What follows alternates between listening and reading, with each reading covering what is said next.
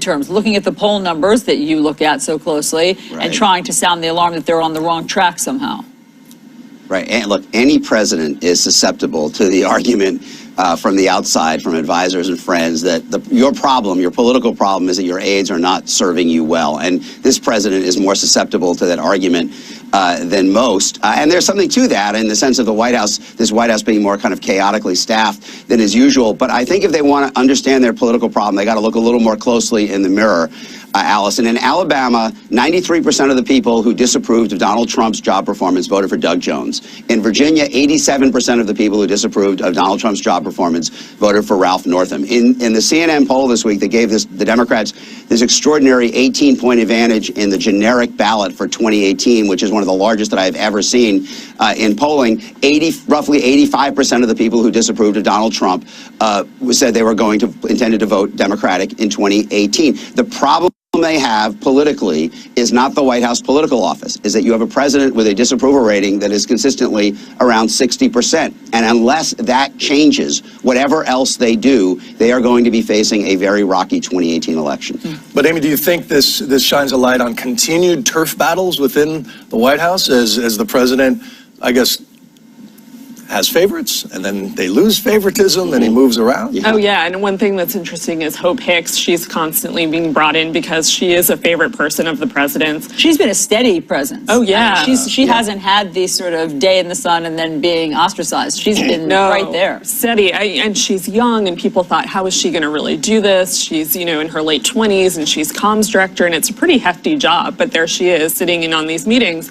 And, I think there's a lot of there's some revolving door action happening where a lot of people are hinting at the fact that a lot of people will leave in the next year. So you have John Kelly doing bed checks of sorts to see who, kind of sniffing around to see who's leaving and who's staying. So there's a lot of I think, backbiting happening. And so I think that's going to continue into the new year and only worsen. And those factions are only going to deepen, I think. Okay, that leads us to this fascinating profile of Steve Bannon in Vanity Fair. Gabe Sherman has a pretty in-depth look at Steve Bannon, who's, by anybody's account, an interesting character to analyze. He obviously... And we should set it up by saying that Breitbart actively attacked this reporter, Gabe Sherman, as he was working on the Roger Ailes book, and then invited him to travel with Bannon on this trip to Asia. Strange bedfellows, indeed. So...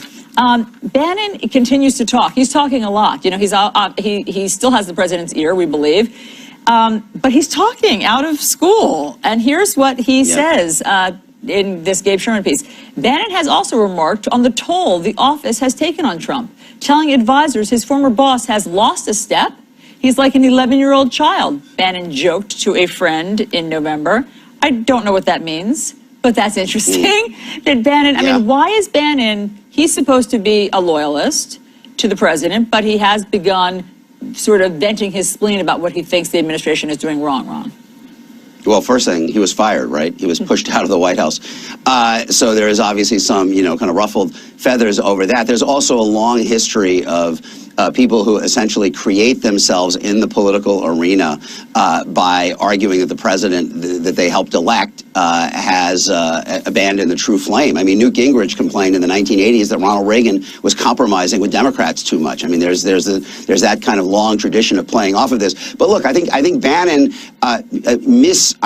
misinterpreted the degree to which his vision of the Republican coalition was the sole force and elected Donald Trump. Certainly, the insular, nativist, protectionist arguments that Bannon championed were an important part of the victory, but they weren't the only part of the victory. And that, like any president, Donald Trump in office is responding to a broad range of interests within his coalition, and the kind of what he would call the globalists, or quote, the Democrats, the traditional kind of money Republican interests have pushed back at points against the Bannon agenda, and he is frustrated that Donald Trump has not followed him up and down the line. That is reality. No president, I think, can be beholden to just one faction within his coalition, and we have seen kind of Donald Trump turn toward more conventional top-down Republican economics than certainly he promised when Steve Bannon was helping to write the words of his speeches in 2016. Among the other revelations is that Steve Bannon refers to Trump voters as hobbits. He calls Jared and Ivanka Democrats. Also Gary Cohn he lumps in there. He says Ivanka was a font of bad advice during the campaign. And then he called President Bush 41 a pervert, as he compared them to Roy Moore. But his own political ambitions, this is sort of the headlines. He said that if Trump doesn't run for re-election in 2020, which is a realistic possibility, Bannon has told people in private conversations, he says Trump only has a 30% chance of serving out his term, whether he's impeached or removed by the cabinet invoking the 25th Amendment, and may run himself. Now, that may just be some water cooler talk, but do you think that there is somebody who could emerge from the Bannon wing of this whole thing and as a viable candidate? Like Bannon? I mean, I don't think Bannon does it, and I've talked to people since the stories come out who've said, no, that's crazy. I do think that he might emerge again, because this is the guy who helped elect President Trump, and a lot of people, and takes credit for it, and a lot of people think that he should take credit for it. And he's still pretty powerful in his own right. He runs Breitbart. He has a SiriusXM platform. He speaks to a lot of these people who actually supported Donald Trump. And so he definitely has a platform, but I don't think he's running. And Amy, I just want to end with you, because I just want to dive into one more thing that Bill was just alluding to about him calling President Bush, 41, a pervert. Okay, so I just want to read this. The Bush presidency, according to Bannon, this is his quote, is the most destructive presidency in history, James Buchanan included. It's not even close. That's what gets me about them coming after Trump. I really detest them. I mean, the old man is a pervert. He's a pervert, grabbing these girls and grabbing their asses.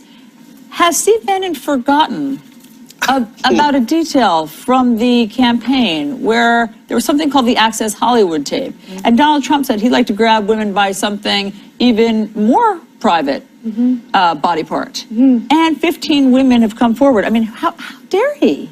I think it's, they think that he has sort of evaded everything, that he got elected, even though this Access Hollywood tape was out there. And I think they think he can continue to do this. That people have, you heard this drumbeat of, he should resign a couple of weeks ago, and that's kind of calmed down a little bit. And so I don't think they think that this is going to affect him in any way. Right. I mean, just the willful blindness, the hypocrisy, I guess, to be able to say this about George Bush Sr. and to omit an important detail about Donald Trump. Thank you. Amy, Ron, thank you very much.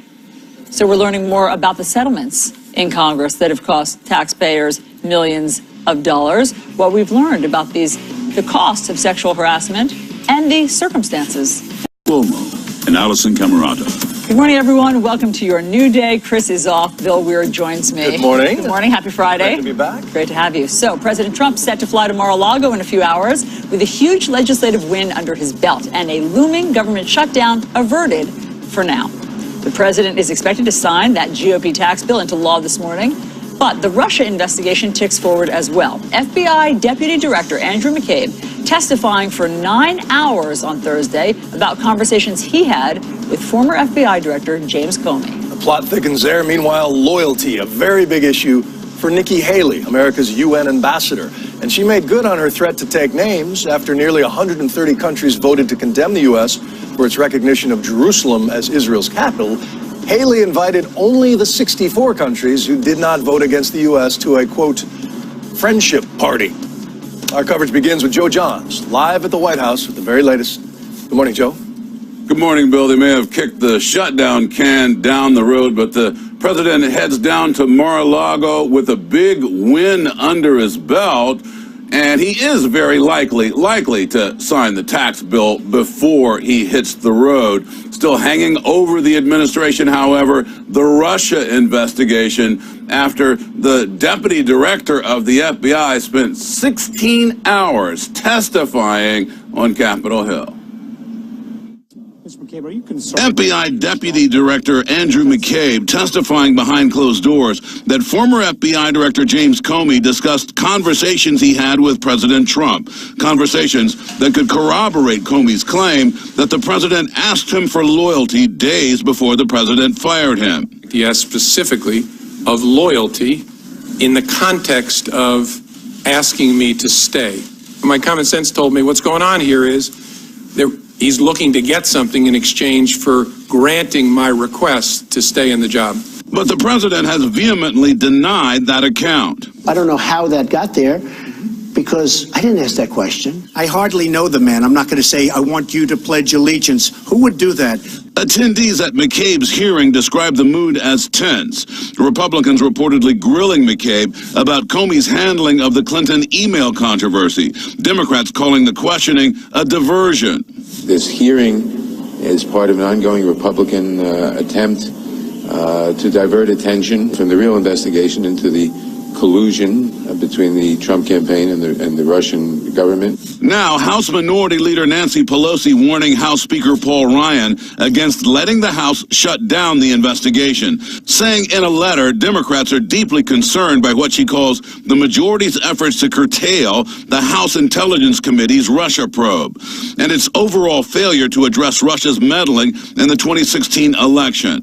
The Russia cloud hanging over the White House as the president is at odds with much of the world over his controversial decision to recognize Jerusalem as the capital of Israel, prompting a harsh rebuke at the UN. They take hundreds of millions of dollars and even billions of dollars, and then they vote against us. Well, we're watching those votes. Let them vote against us. We'll save a lot. We don't care. 128 countries voting to approve a resolution effectively demanding the Trump administration withdraw its decision, 35 abstaining and just 9 others voting against it, even after this direct threat from Ambassador Nikki Haley. And we will remember when so many countries come calling on us, as they so often do, to pay even more and to use our influence for their benefit. Haley later inviting representatives of countries who voted against the resolution to a reception, thanking them for their friendship to the United States. Here we are now down at the very end of the year, and we're learning of another departure from the Trump administration. Deputy Chief of Staff Rick Dearborn expected to leave early next year. Still no plans for the president to give a formal, on-the-record, last end-of-the-year news conference today. However, there will be an opportunity or two for him to answer questions from reporters anyway. Allison, Bill, back to you. Okay, Joe, thank you very much. Let's discuss it. We want to bring back in CNN senior political analyst Ron Brownstein and CNN political analyst Josh Green. Great to have both of you. So, Ron, you're hearing more and more Democrats speak out now with some anxiety that they believe, the Republicans, that there's actually sort of a united effort to not only undermine Robert Mueller, but to somehow shut down the Russia investigation. So Joe just read for us that portion of Nancy Pelosi's letter. They're trying to appeal to people like Speaker Paul Ryan to do something about this to make sure that the president can't fire Robert Mueller. But the president has said over and over again that he's not planning to fire Robert Mueller. So where does that leave us?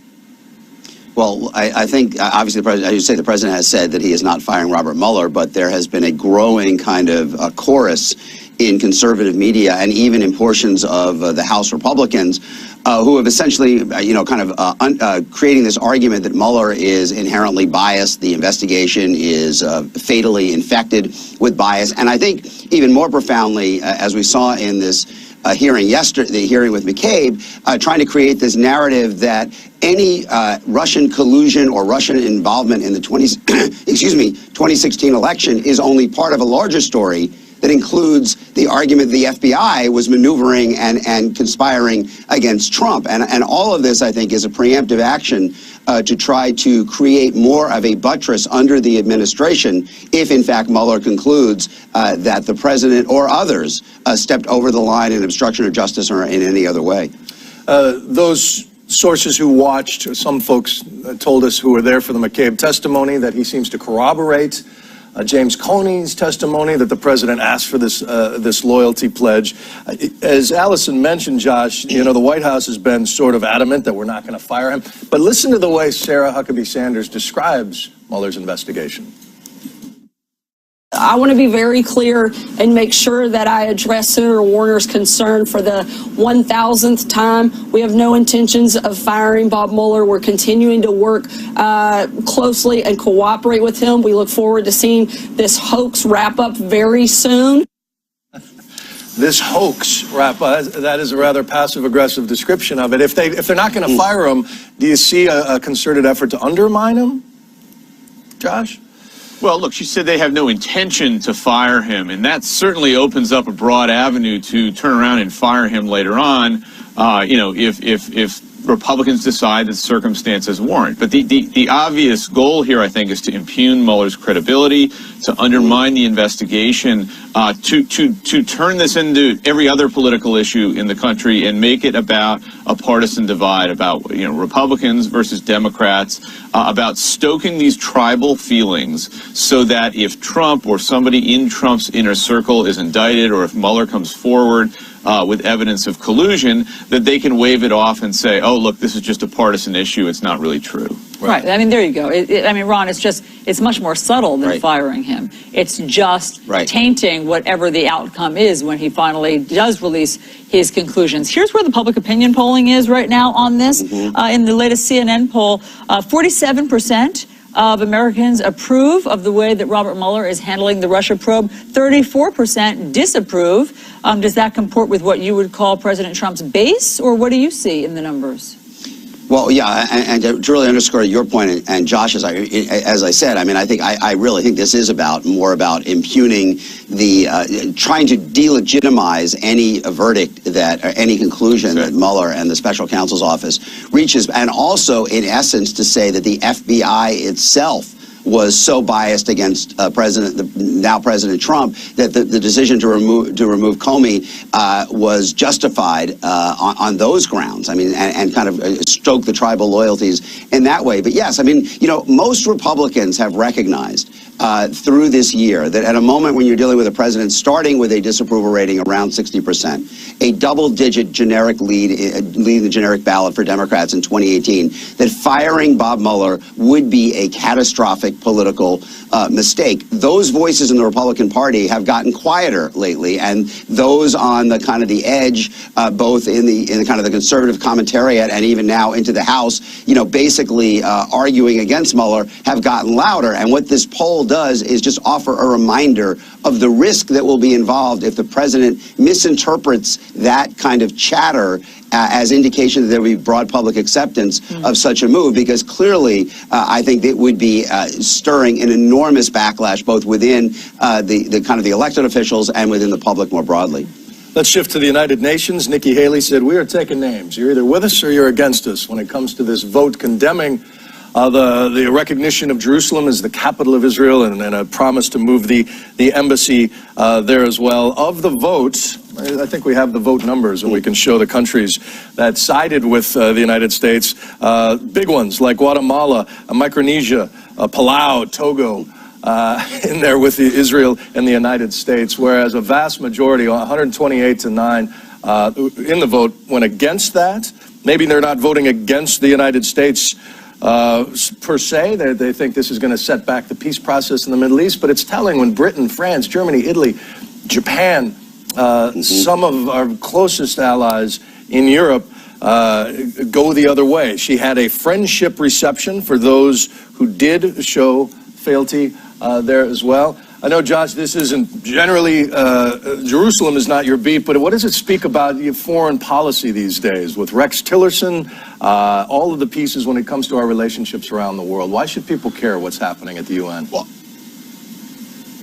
Well, because I think it underscores the increasing U.S. isolation from the rest of the world, including our most important allies. This is a non-binding vote. It doesn't matter in a technical sense, but in a broader political sense, it really does. This is essentially most of the countries in the world saying, we've seen what Donald Trump has done here, we disagree with it, and we're going to hold this vote to emphasize our disagreement. And, while this may not have immediate direct consequences, it is important in a larger sense of demonstrating, I think, how U.S. influence around the globe is limited, and that has important potential repercussions for U.S. foreign policy, because if you look at an important issue like, for instance, the tensions with North Korea, U.S. foreign policy depends on bringing allies, uniting them to put pressure on North Korea to denuclearize.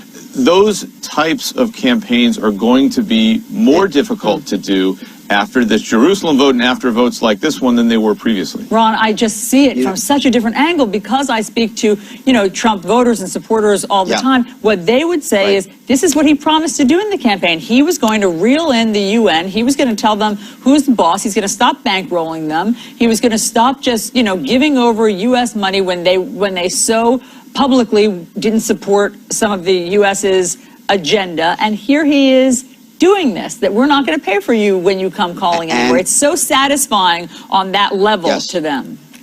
There is an audience for telling the rest of the world to buzz off in American politics. It's been there since Daniel Patrick Moynihan was thundering at the UN in the 1970s when George W. Bush ignored the UN on Iraq in 2000. And it largely comports with what has been the cornerstones of the Trump coalition, older blue-collar, non-urban evangelical whites. The problem they've got is there is also an audience, a substantial audience, that believes that the U.S. is more likely to achieve its goal by working with others than by conflicting with them. And the voters in America who are most likely to think we are likely to advance our goals that way are the same people, millennials and college-educated whites, who are pulling away from Trump on other grounds, personal grounds and cultural grounds. So this tends to reinforce the existing divide, but it's a divide that is leaving the president short of 40% in public opinion approval. Ron Brownstein, Josh Green, thank you both very much. Okay, so here's this race we've been covering all week. It is so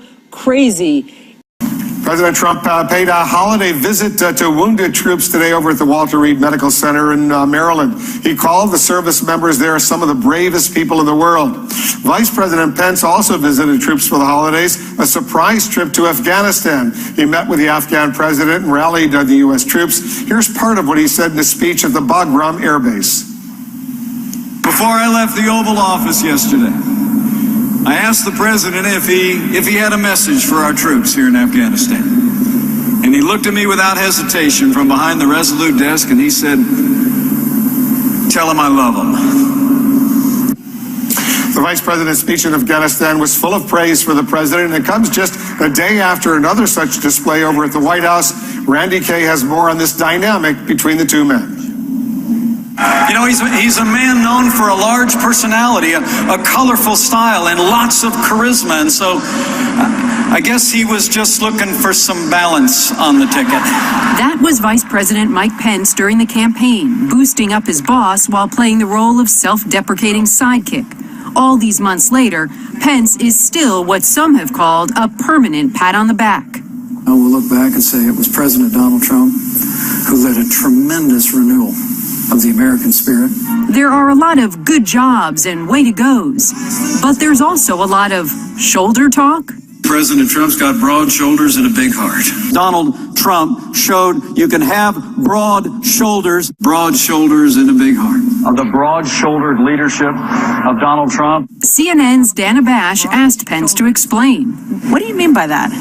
Well, I think Donald Trump really embodies the American spirit. He's strong, he's freedom-loving, he's independent-minded, he's willing to fight for what he believes in. So you're not referencing his masculinity there? Oh, not a bit. Even when he was grilled during a trip to Asia about policy, it always came back to the boss. As the president says, it's time for them to behave. The policy that President Trump has articulated, the president's vision for this is very straightforward. And yesterday, it was more of the same and then some. Asked to say a few words at a cabinet meeting, the praise-o-meter turned up to 11. Congratulations and thank you.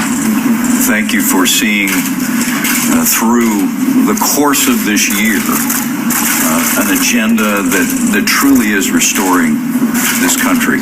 You've restored American credibility on the world stage. I'm deeply humbled as your vice president to be able to be here. It didn't go over well on Twitter. This Mike Pence prayer of thanks to Trump is excruciatingly, stomach-churningly uncomfortable to watch. Another tweet read, Mike Pence praised Donald Trump 14 times in 3 minutes during Wednesday's cabinet meeting. That's once every 12.5 seconds. And this. Did the licking of his shoes and kissing the ring on his finger happen before or after the speech? Camera seems to have missed that. Showered with compliments, Donald Trump is feeling the love. And that seems to suit the both of them just fine. Randy Kay, CNN, New York. And joining us now to discuss President Trump's biographer, Michael D'Antonio. He's the author of the book, The Truth About Trump, and McKay Coppins, who recently wrote a very lengthy profile of the vice president for The Atlantic. McKay, in your piece, you write about the first day the president and the vice president met as potential running mates. So this dynamic between them seems like it's been in place since then, right?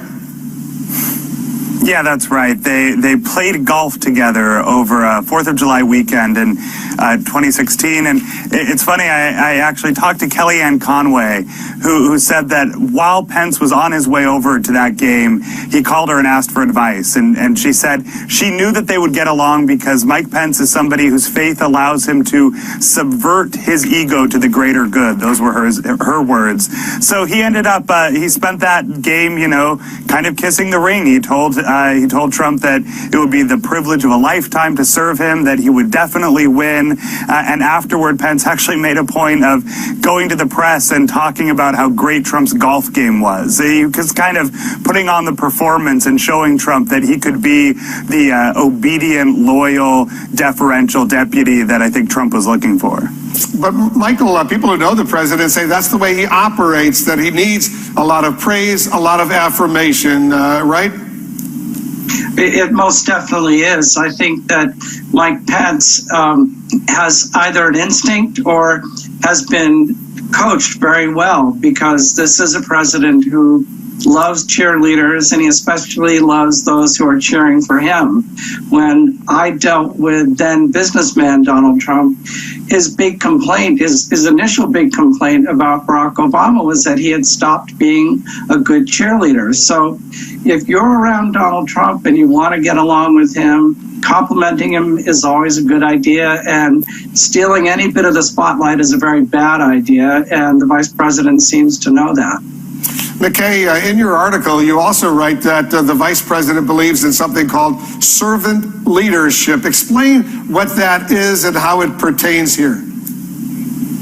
Yeah, this is interesting. This is actually the theological root of Mike Pence's approach to Donald Trump that I learned about as I was reporting this piece, which was that he believes in this scriptural concept called servant leadership that is rooted in the New Testament, where Jesus washes his disciples' feet and teaches that anyone who should be great among us must be humble. Pence has always believed, ever since he was a young congressman, that his political career, his career as a leader, should be infused with a servant's attitude. So when he was a congressman, that applied to his constituents. When he was a governor, that applied to his constituents. But he believes that once he joined Trump's ticket, once he accepted the job to be on the presidential ticket as the number 2 to Donald Trump, he was coming under Trump's authority, in the words of one of Pence's friends. And that meant that he was there to humbly serve and submit to the will of Donald Trump. Donald Trump was the boss, and he was his servant. And I think that attitude, that dynamic has kind of infused his service as vice president over the past year. Michael, has there been anyone in the president's life who's still close to him who didn't necessarily play by these rules? I think there have been very few people, certainly no one who worked for him, failed to play by these rules. And if they did, they didn't stay around very long. The president has said that he actually hates to fire people, despite the catchphrase of The Apprentice, you're fired. He's not comfortable with actually firing people himself, but he'll have someone do it if he's displeased. So in this case, I think we're seeing something consistent with the president's values. And I think what McKay points out about Vice President Pence viewing himself as serving President Trump would please Donald Trump very much. He actually equates himself with the government and then the nation writ large. So his attitude, as I think he expressed it when he was talking about the Comey affair, is that if I'm asking for loyalty, it might be loyalty to me, but I'm actually standing in for the country. And if you're going to be loyal to the country, that means you're loyal to me. McKay, give me a quick answer, because you say the praise is essentially the bargain the vice president has made. What do you mean by that? Well, right. This is important. You know, Pence may very well be as impressed by Donald Trump as he says he is in public, but he also knows that this is the price of power for him. The closer he is to Trump, the more able he is to advance an agenda that he cares about, and the way that he does that is by maintaining the president's ear and submitting to him and performing his loyalty to him. Guys, good discussion. Thanks very much. We'll be right back.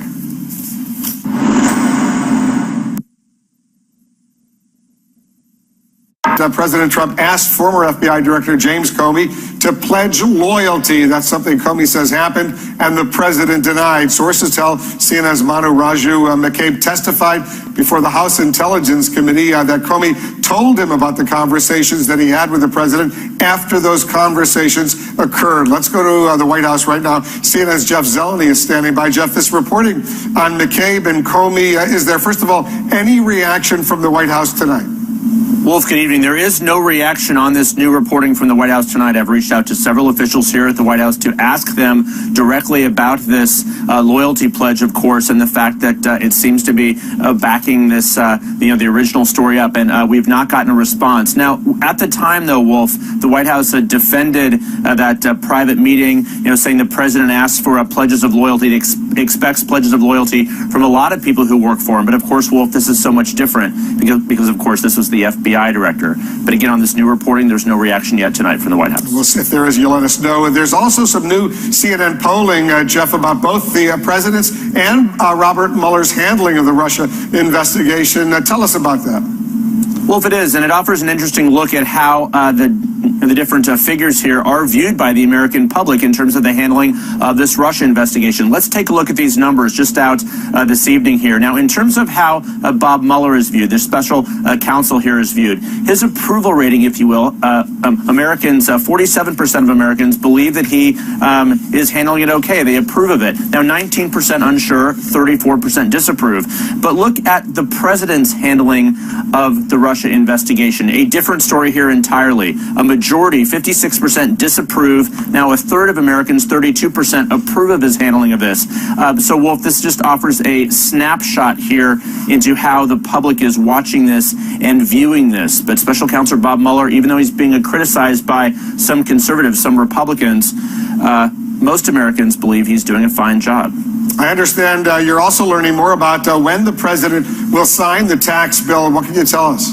We are, Wolf. The president is planning on flying down to Mar-a-Lago, his Florida vacation spot, for the Christmas holidays tomorrow. I am told that he plans to sign the bill, hopes to sign the bill before he leaves. So that would be sometime tomorrow morning. There is no announcement yet of a ceremony or any type of a formal signing. This may just happen in the Oval Office. Of course, he had that big ceremony on the south lawn of the White House earlier this week. But the signing it now, Wolf, all but a formality on the biggest legislative achievement of the year. Yeah, pretty quickly they're going ahead with the formal signing. Usually it takes several days. So what does this mean, the timing for when the bill goes into effect?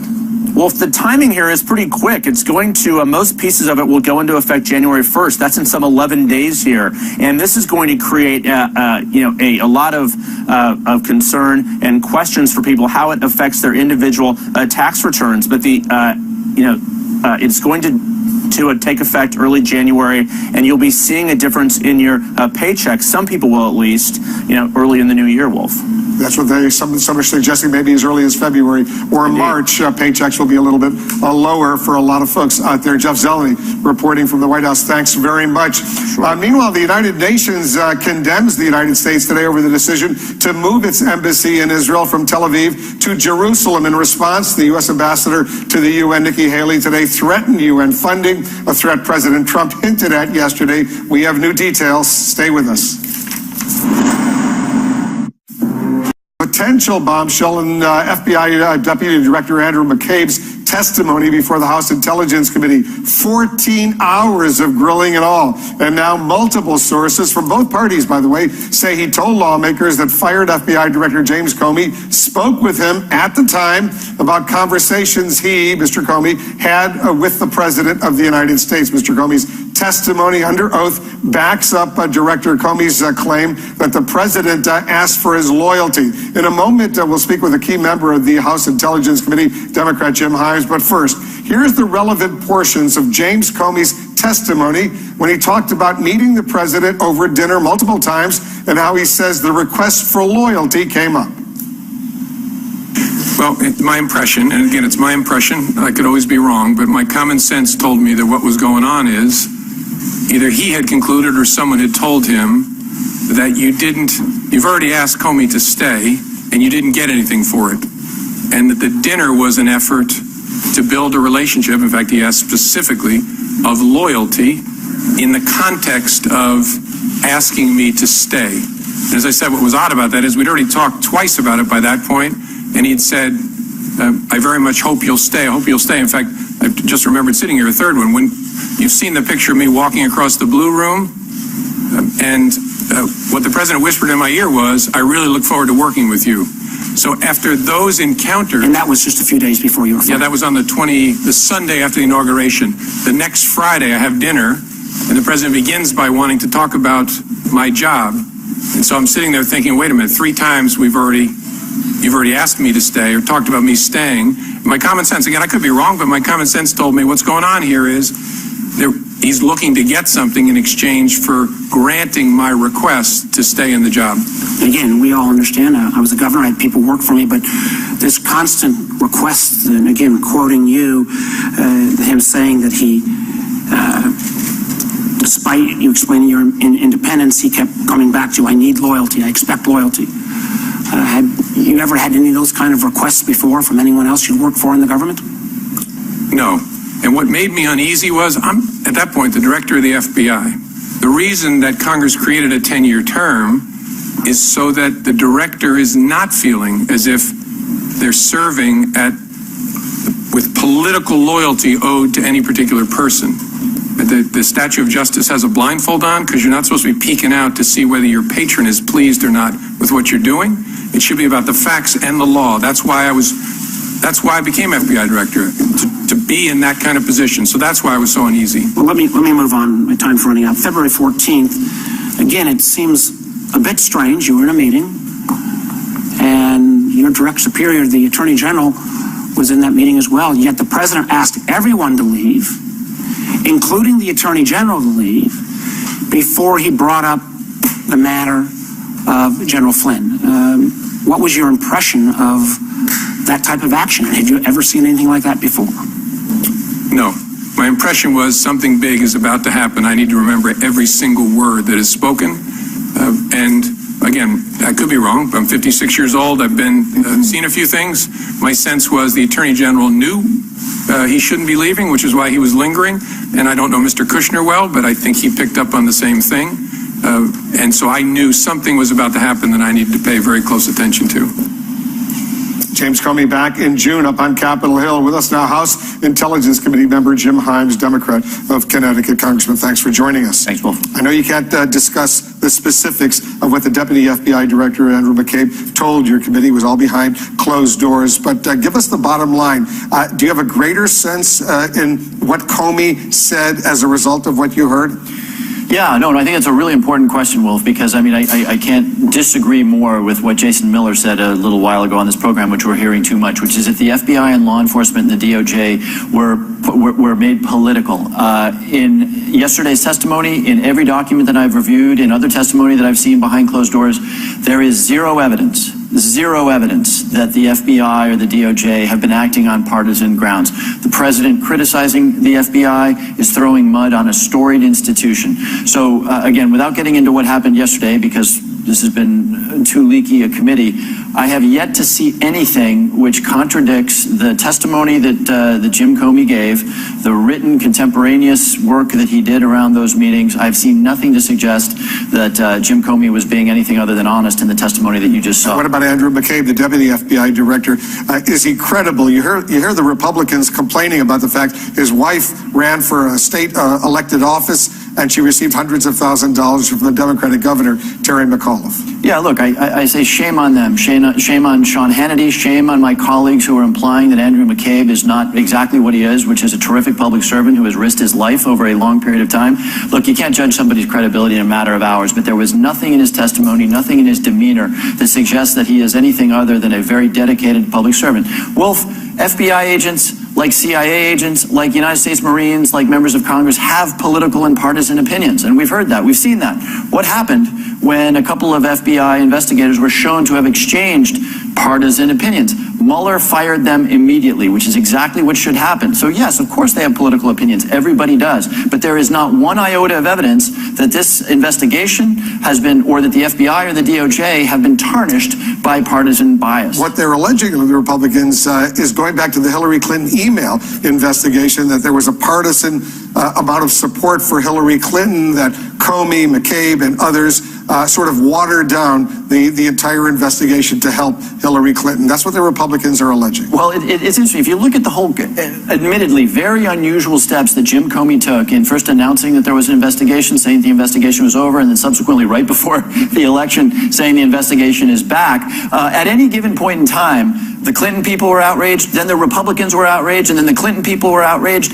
What Jim Comey did was very unusual, and I think we'll be debating for years about whether making those public announcements was the right thing to do. And by the way, when history weighs in, because, and I say this as a member of the Intelligence Committee, not all of the facts, as you might imagine, are known, those facts that impacted Jim Comey's thinking. When history judges this, I think it will be regarded as a real quandary that he was put in. But there, again, is absolutely not a shred of evidence that he was acting in a partisan manner, and that's evidenced by the fact that he at some point, pretty much angered both campaigns. Do you believe, or do you fear, do you think the president might try to fire the Deputy FBI Director, Andrew McCabe, by putting some pressure on the Deputy Attorney General, Rod Rosenstein, or the new FBI Director, Christopher Wray?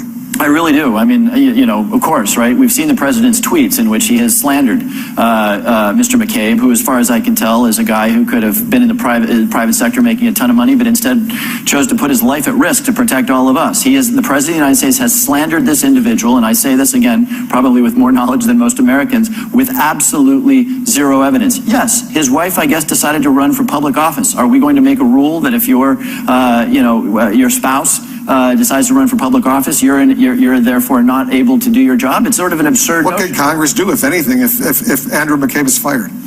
Well, look, the American people need to understand that what is happening today, it's happening on Fox News with Sean Hannity, with Jeanine Pirro, with all sorts of people. They are deliberately trying to do what they've done to the media generally, which is to say you can't trust anybody. You can't even trust those guys with guns at the FBI or the DOJ, because you know what, here's what they're thinking. They may come up with information, and look, I'm an investigator, so I'm going to say this as neutrally as I can. They may not, but they may come up with information that is damaging to the president.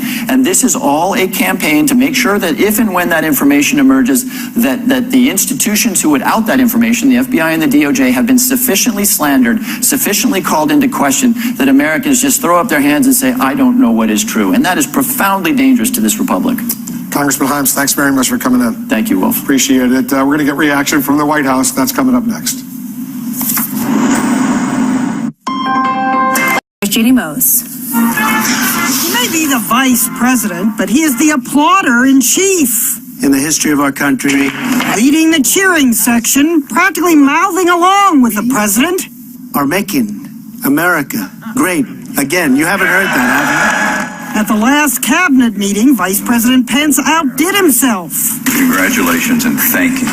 I want to thank you, Mr. President. The Washington Post even timed the flattery.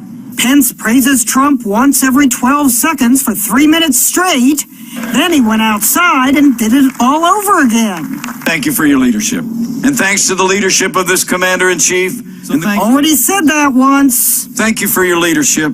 Already said that twice. Twitter snickered. The ritual submission and exaltation is nearly pornographic. Very impressed. Along with laughing at his boss's jokes, Mike Pence has perfected the art of the gaze. Action. He likes action. The adoring gaze, often accompanied by the nod, nodding almost to the beat of the maestro's gestures. New American jobs. The VP's gaze is so loyal, so consistent, that it's been compared with love-struck children's characters. There's one name that keeps popping up to describe how Vice President Pence fixes his eyes upon the president. It's Nancy Reagan eyes aimed lovingly at her husband. But a worshipful stare seems wasted when the president forgets you're there. I want to thank Mike Pence. He is... A Republican media consultant tweeted wistfully, "I want someone to look at me just once in my life the way Mike Pence looks at Trump." The president picked Pence as his political dance partner. Now Pence has to do it his way. Jeannie Mose, CNN, New York. And thanks for joining us. AC360. Word is next. A 2018 strategy session erupting into heated exchanges at the White House. The New York Times is reporting top aides clashed about how to move forward in the wake of Roy Moore's bruising loss in the Alabama Senate race. Let's bring back Ron Brownstein and bring in CNN political analyst Amy Parnes. Good morning to you. Good morning. So this is interesting. Let's set the scene. This is happening at the White House. The president is there. Here's the cast who was present. You had Bill Stepien, the political director of the White House. And Corey Lewandowski's back. Corey Lewandowski was back in there along with Bill Stepien and Brad Parscale, who's part of this sort of pack that supports them politically. Hope Hicks, John Kelly, Kellyanne Conway there as well. And Amy, as you read through this, it sounds like Lewandowski was saying, you guys are screwing everything up. And it got rather heated. Yeah, it's sort of the best of times and the worst of times, because you have, this is a week where they're all gloating that the Republicans have won. They finally put points on the board. They're going into 2018 saying, look what we did. We've actually provided you with the biggest tax cut in years. But then you see, this is a few weeks after Alabama, and the party's still reeling from that loss, and they're trying to move forward. And so there's this push-pull happening right now, because I think a lot of people are warning the White House of what's to come in 2018 and that it could be pretty brutal. Yeah, so Ron, that's it. That Corey Lewandowski was reportedly sounding the alarm for the midterms, looking at the poll numbers that you look at so closely and trying to sound the alarm that they're on the wrong track somehow. Right. And look, any president is susceptible to the argument from the outside, from advisors and friends, that your political problem is that your aides are not serving you well. And this president is more susceptible to that argument than most. And there's something to that in the sense of this White House being more kind of chaotically staffed than is usual. But I think if they want to understand their political problem, they got to look a little more closely in the mirror. Allison, in Alabama, 93% of the people who disapproved of Donald Trump's job performance voted for Doug Jones. In Virginia, 87% of the people who disapproved of Donald Trump's job performance voted for Ralph Northam. In the CNN poll this week, they gave the Democrats this extraordinary 18-point advantage in the generic ballot for 2018, which is one of the largest that I've ever seen in polling. Roughly 85% of the people who disapproved of Donald Trump said they were intended to vote Democratic in 2018. The problem they have politically is not the White House political office, is that you have a president with a disapproval rating that is consistently around 60%. And unless that changes, whatever else they do, they are going to be facing a very rocky 2018 election. But Amy, do you think this shines a light on continued turf battles within the White House as the president, I guess, has favorites, and then they lose favoritism, and he moves around? Oh, yeah, and one thing that's interesting is Hope Hicks. She's constantly being brought in because she is a favorite person of the president's. She's been a steady presence. Oh, yeah. She hasn't had the sort of day in the sun and then being ostracized. She's been right there. Steady, and she's young, and people thought, how is she going to really do this? She's, in her late 20s, and she's comms director, and it's a pretty hefty job, but there she is sitting in on these meetings. And, I think there's a lot of there's some revolving door action happening where a lot of people are hinting at the fact that a lot of people will leave in the next year. So you have John Kelly doing bed checks of sorts to see who, kind of sniffing around to see who's leaving.